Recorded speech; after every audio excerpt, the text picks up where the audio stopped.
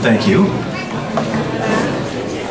So we are privileged to have a great collaboration in the husband and wife team of Michael Tobias and Jane Morrison. Michael Tobias is a world-renowned global ecologist, author, filmmaker, and explorer. Wouldn't that be cool to say, I'm an explorer? That's what I read when I saw that. We're very happy to have you, Michael. Together they produce films covering biodiversity loss, ecology. Michael Tobias has been the recipient of many awards. He's won the Courage of Conscience Award and the Parabola Focus Award for his long-standing body of work aimed at creating a better world. They've together founded the Dancing Star Foundation. Jane is the executive vice president and Michael is the president. As executive vice president of the Dancing Star Foundation for nearly a decade, Jane has worked with partners across the globe to increase protection for threatened habitats, as well as overseeing domestic sanctuaries, protecting rescued farm animals. You can find more about them at DancingStarFoundation.org. Hotspots the Film is available for viewing online at hotspots-thefilm.org and sanctuarythebook.org. And of course, their presentation will end with enough time to have questions and answers. So start thinking of your questions and answers as they're speaking so that we can get right into that. So without further ado, Michael and Jane.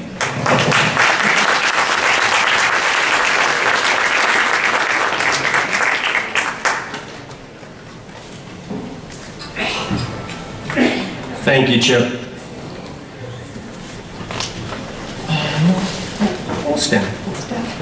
I wanted to thank all of you for being here today, especially this gorgeous day when you could have been doing any number of other things. But I think it's safe to say that even the wasps outside enjoying that old trumpet vine right around the corner there are also here for a good reason.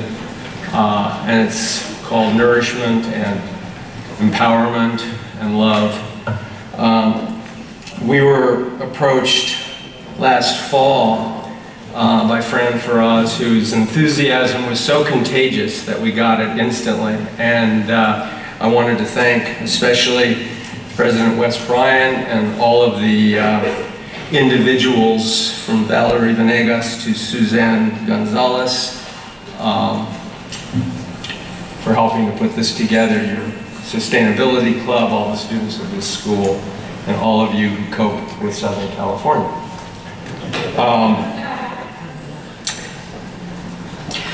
I actually feel very heartened that although the title of this conference is A Better Tomorrow, I believe that it's a better today. And I thank all of you for your participation and your interest and your commitment to making peace happen today at the end of this first decade of the 21st century. Because certainly it is our privilege and it is our duty to apply the principles of kindness and nonviolence now in all aspects of our lives towards one another, towards all other living creatures. And I'm just very grateful to be here today. Thank you.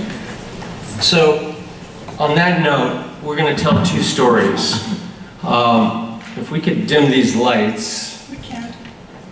I think we can, yeah. Mark's going to. We can't dim the outside lights, nor would we dare want to, of course. Okay, so we're going to show you about 100 images in about an 8 to 9 minute time frame, starting with the first, allegedly, the first signed garden ever created in Kyoto at Ryoanji. And we're not going to give any kind of running commentary on these images, which come from countries around the world, which Jane and I have photographed, but they tell their own story, and then we'll retell the story in a different way.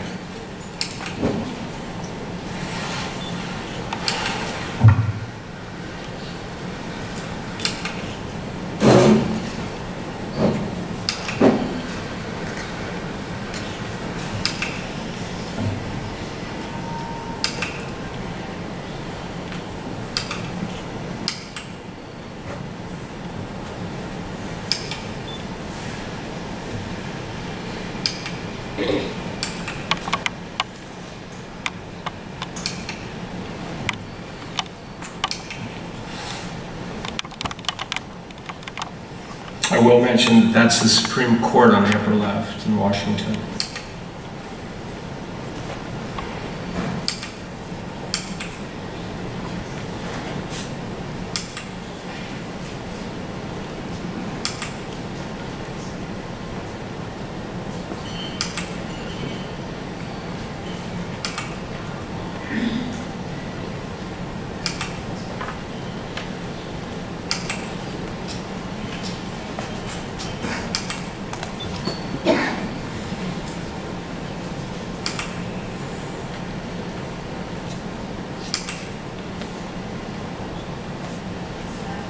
And I will mention that that shot on the upper left is the Heart of Winter in Warsaw.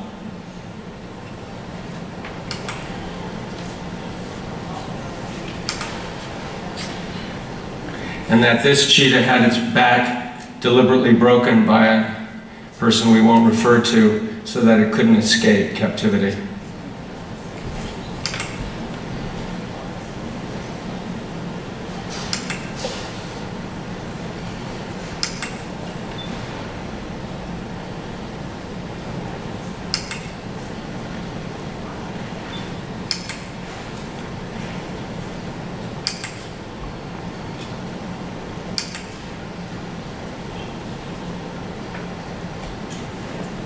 These two burrows on the upper left are on the island of Socotra in Yemen, in the Indian Ocean.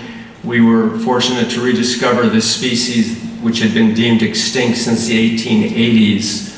It's Equus asinus somaliensis. This is not a telephoto. They'd never seen a human being. When I took this shot, just standing next to them, they were completely at ease.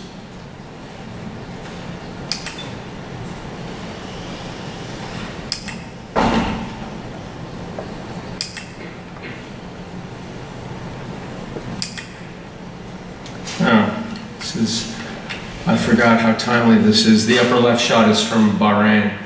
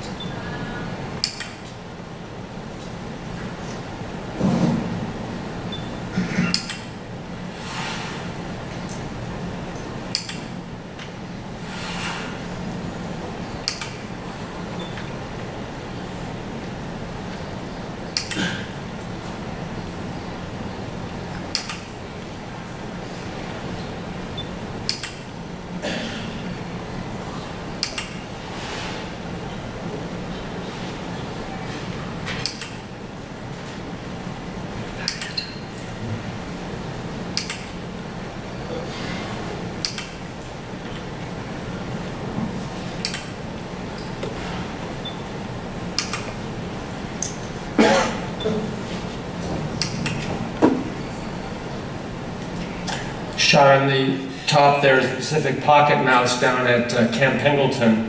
It's the rarest mammal in North America. Has the unfortunate circumstance of competing for 3 acres of habitat, which is its sole remaining habitat on Earth, with $5 to $10 million estates just down the coast here. There's a few hundred left. It's been outfitted with the smallest transmitter ever created, 0.05 grams, to try to determine how we can hopefully save this species from extinction. That's the rarest parrot in the world, the kakapo. There's 126 left at present.